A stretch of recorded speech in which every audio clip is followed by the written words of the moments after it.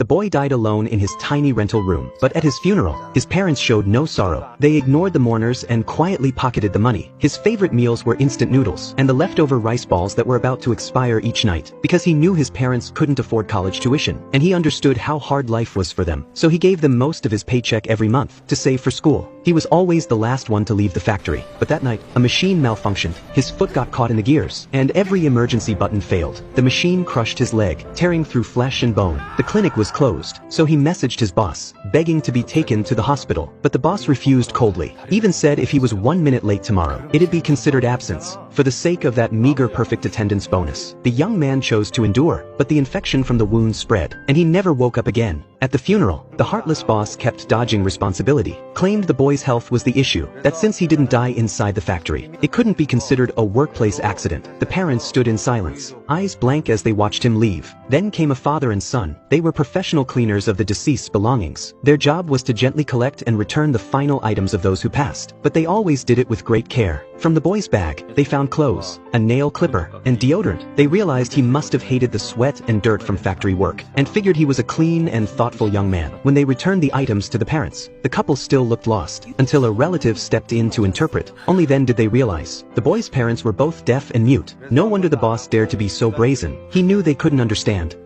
The mother pulled out her son's belongings one by one, grief-stricken. She couldn't cry. She could only pound her chest in anguish. Meanwhile, the cruel boss was still at the funeral, celebrating how easy it was to silence the family, saying thank God they were deaf and mute. The cleaner couldn't take it anymore. He told his son to wait outside, then grabbed the boss and dragged him to the mother, and exposed everything. The mother held back her sorrow and spoke with trembling hands. Her son knew how hard it was to find a job. He was always grateful for the chance to work. He never missed a single day, because he wanted to save for college, and give his deaf parents a better life. If he were your son, would you have treated him this way? She picked up the funeral money and shoved it into the boss's chest, refusing to accept money earned by her child's death. Mom, Dad, now I'm earning money too. I have a job and I'm truly grateful every day. I'll get Mom the knee surgery she needs and help Dad fix his cataracts.